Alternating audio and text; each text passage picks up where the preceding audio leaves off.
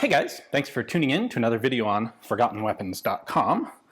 I am Ian McCollum and it is Christmas Eve, so I kind of figured I ought to do something a little bit different. It's also 2,000 videos that I have now posted, which is frankly a little bit ridiculous, but I was trying to think, like, what should I do to celebrate having made a ridiculous 2,000 freaking videos. And to be honest, I didn't come up with a lot of ideas, but there is something that a bunch of you guys have been asking me for that I always kind of looked at and went, well, you know, okay, but, you know, that kind of, I don't want that to take the place of a proper good gun video. And so today, I'm going to go through a hat collection. A lot of you guys have noticed that I often wear interesting and unusual hats that complement some of the guns in the videos. I have found that I kind of like it. They make an easy sort of just enough of a costume prop to give a sense of, you know, an interesting nationality without requiring me to go totally overboard and deal with complete reproduction uniforms or anything like that. And hey, hats are practical. So I have a big old box of headgear here, and we're going to go through it with some Christmas scotch. All right, so we will start with some of the bigger stuff. I have a selection, I have a handful of helmets. I don't have a lot of helmets, and they're more collector than wearable, and I don't have any of them here at hand at the moment. So we're gonna go with just soft headgear. I spent actually a while looking for one of these guys. You will probably recognize this primarily as like a drill sergeant sort of American hat. However, this would also very well fill the role of U.S. Army like up to 1917, as well as Boy Scouts of America, who wore the exact same style of hat. So this actually came from a viewer on the East Coast. We met up, had a meetup at one point at a cool surplus store that had these, but none of them in the right size. And so he actually found one in my size months later and mailed it to me, which is awesome. Thank you very much. This one actually hasn't been on video yet, but it will be. Let's see. I have one of these guys. This is French Indochina, big ol' hat. This is a reproduction. There are authentic ones out there, but you know, like a lot of Vietnam Indochina stuff, it's not necessarily in you know, great wearable condition. And I found I have a rather large hat size, like 59 or 60 centimeter, and it's hard to find original stuff often that actually fits. Let's see. This is actually not military at all, and it has a little bit of a special connection to me. I actually got this from my grandfather, who had this. He wore this during a trip he took, a road trip in an old Jeep through Mexico and Central America in like 1947, I believe it was. And we have a really cool picture of him from that trip in the 40s in front of Paricutin, which is this shield volcano that basically just appeared in a Mexican farmer's field starting in 1943. So he visited it while it was still erupting and forming, which is really cool. And he's even got this on in the picture. So I really like this. It's actually a rather practical hat, and it's seen a lot of use. Rounding out some of the really big stuff, we have a British Pith helmet, kind of an interchangeable colonial, European colonial period Pith helmet. This is a reproduction from IMA, International Military Antiques. I really like reproduction headgear when I can find it because it's much more likely to fit. It's cheap. I don't have to worry about damaging it because it's not original stuff. And then I think rounding out some of the larger, like, formed headgear, this has shown up on the channel several times very recently. This is my Fringe Kippy without any insignia. I also tend to do that. I usually don't have insignia on them unless it's an original thing that came with it. So I actually found this at the Antique Arms Show in Las Vegas, which is a show notable for its insane price tags on things. This was 20 bucks and it was the only thing in the show I could afford, and by very cool happenstance, it actually fits me. Let's see, this, also not military at all. This is a Glengarry, And this actually dates back to my years in a pipe and drum band. So I still have it. It's never shown up on the channel because it's not military. It doesn't have any gun connection, but it's another neat and unusual form of headgear. Take a quick break here.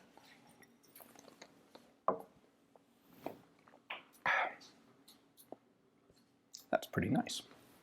All right, let's see. While we are on the Scottish thing, we have this guy. This also came from a viewer. This is actually a Black Watch Balmoral. I did a meetup in the UK. Guy brought me this, which was fantastic. I love it when that happens. This one has yet to be on the channel, but again, it will be at some point here. Very cool. I really like the Scottish connection, obviously. And I have one more down in here somewhere. Well, you know what? We'll get to it when we get to it.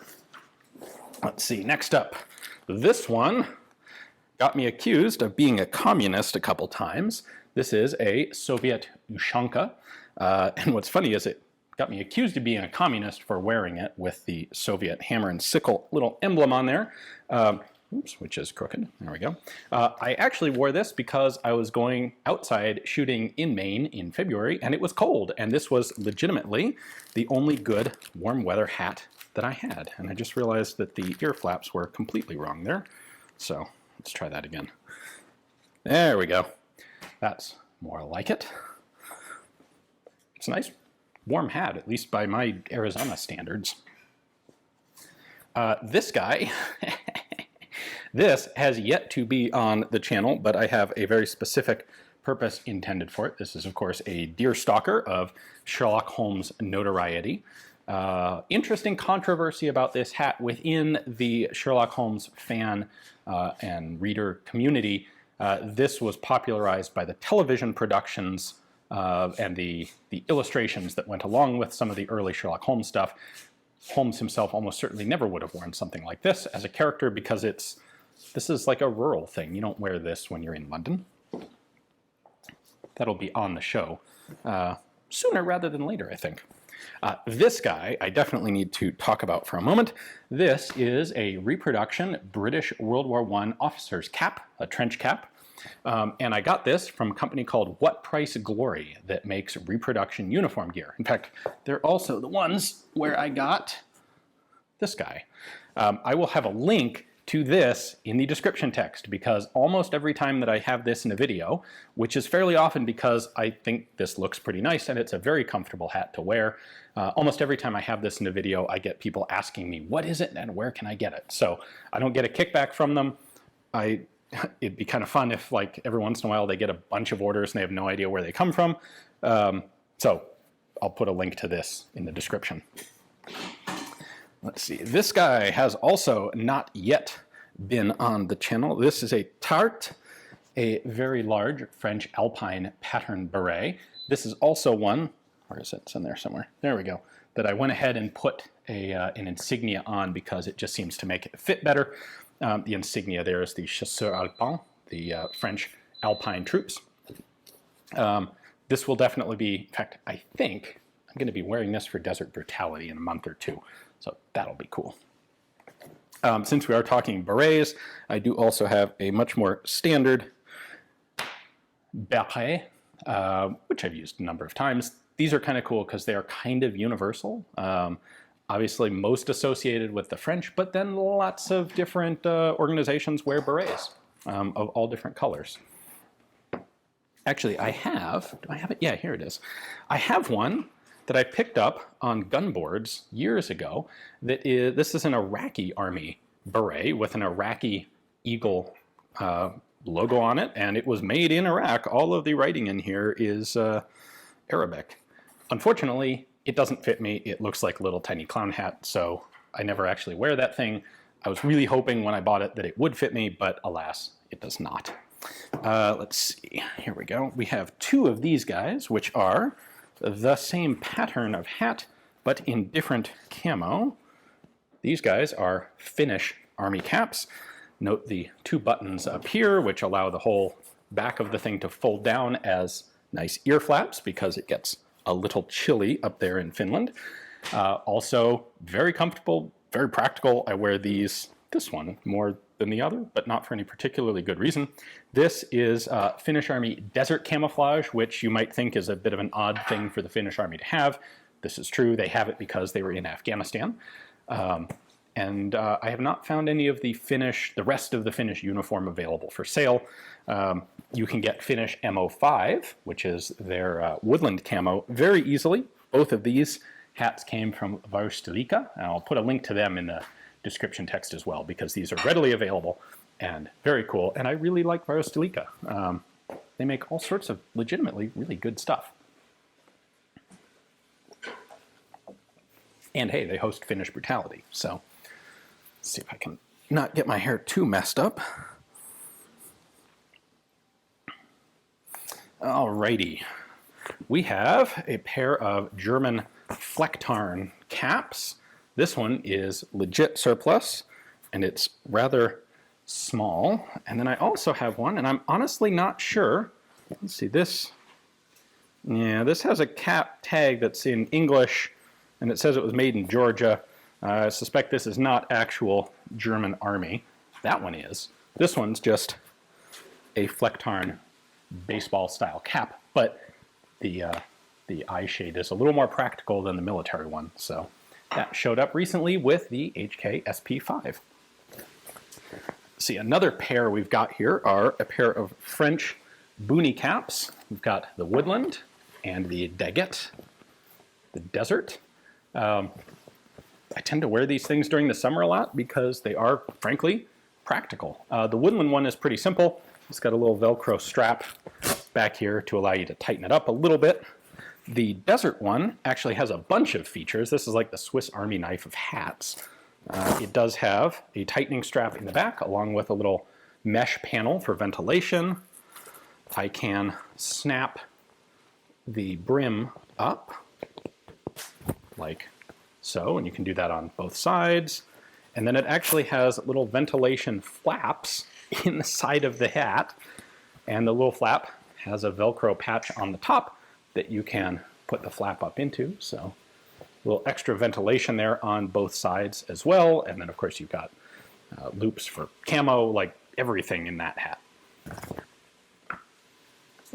Another pair of Varusteleka no, those weren't Varusteleka. Those were various random places online.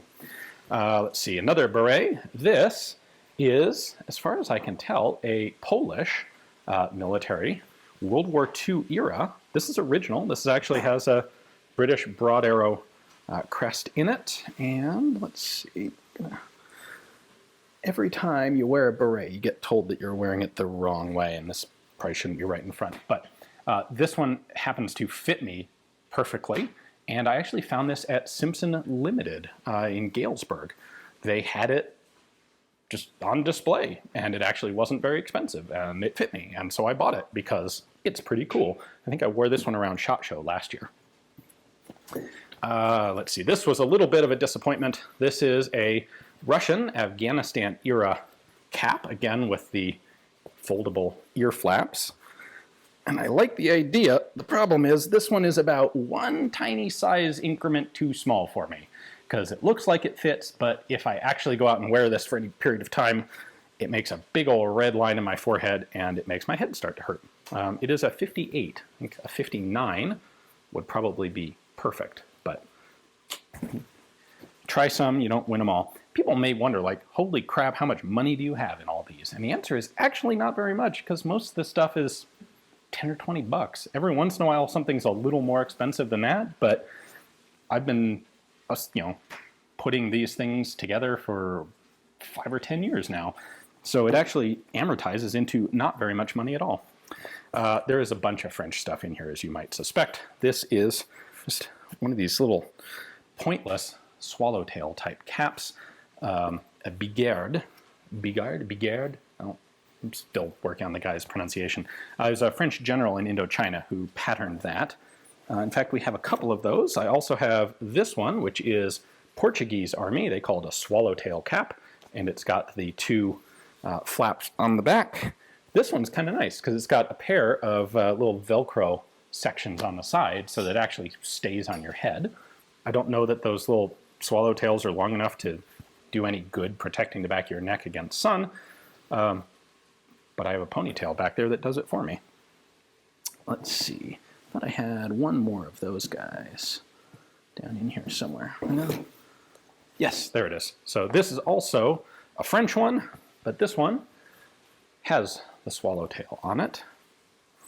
It's a little bit larger, but this one I think actually mostly fits. No, that's that. Those things, that kind of stuff is available very cheap over in France as surplus. Here's another one of the Boonie caps. This one is modern German desert camo. Again, just a really practical hat for Arizona in the summer. So this one's gotten some use. This one actually has some nice white sweat stains on the front. Let's see, I just got this. This is a pakul, an Afghani hat style, and has a label in there all written in Arabic. And I think it's the right size for me, but honestly, this is a new one to me. It doesn't quite look right, but haven't really tried tinkering with this yet. At some point, I will have a gun that is appropriate. Something like, say, an AKSU or an AKS-74U. A Krinkov will be a perfect thing to wear with one of those guys. We have a couple of garrison caps here. This one came from, I believe, Mike's Militaria as a freebie with an order, because I think he had a whole pile of them. This is a Swedish garrison cap. That's it. That's all there is to it. It's really a pretty pointless, useless style of hat, but there it is. There are, do we have, yes, here's one. Here's a Swiss one. Pretty much the same. Equally pointless. Does not protect your ears, does not protect the back of your neck, does not give you any shade, and doesn't really look cool either. Just yet another Boonie cap. This is not military at all. This is a Varusteleka made for Finnish reservists, commercial sale. Very practical again. Did I mention I like these things for Arizona? Not quite as doesn't have quite as many fancy widgets as the French ones, but it does have an adjustable tension around the headband, so that's something. A Soviet Zhanka.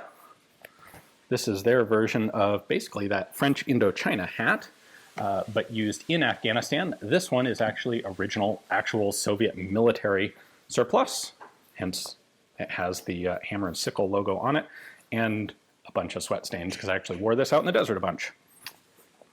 What's funny is this one is size 58 and fits me.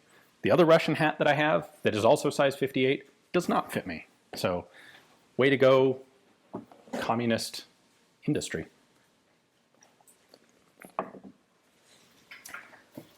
All right, I got a couple more here. This guy is a US Civil War Forage Hat. I actually found this at that same Vegas Antique Arms show where I got the Kippy, which has disappeared in a pile of hats here.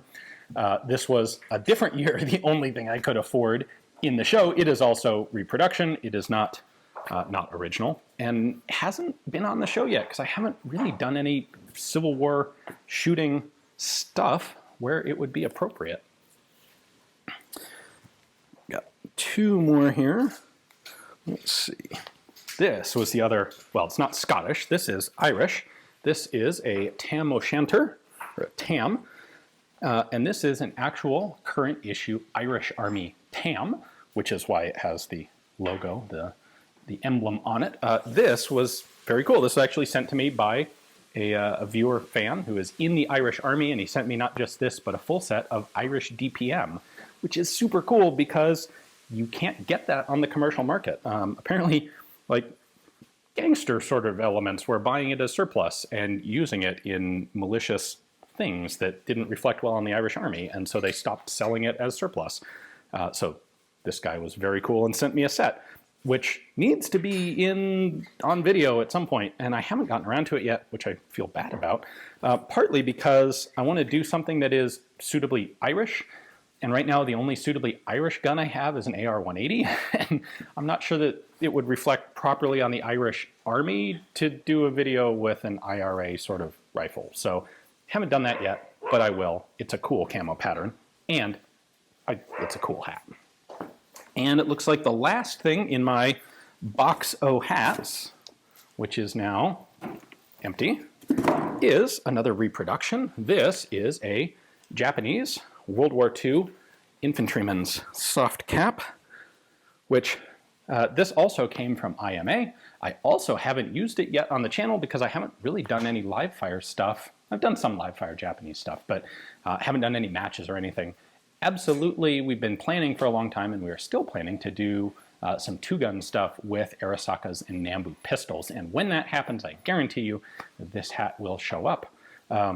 Frankly, it's more practical than like the French and Portuguese versions because those tails are actually long enough to do some actual good, but that brim is about an inch long and kind of pointless. So anyway, that is, I believe, pretty much the entirety of my hat collection at this point, although I'm always on the lookout for something interesting that I don't have before, especially if it's cheap. So brand new stuff that's outside of this pile may very well show up in the future. That is video number 2000. Thank you guys very much for all making this possible, for watching. We'll be back tomorrow with a proper gun video. It's actually a very cool one. Tomorrow's video is on the Colt. We have Colt 601, a 602, and a 603 to take a look at, although the video is primarily about the 601, the very first commercial military pattern Colt, Colt AR-15. So it is Christmas Eve today. It will be Christmas tomorrow. A Merry Christmas to all of you. Happy holidays if you don't celebrate Christmas. Thank you all for watching, and have a wonderful holiday season.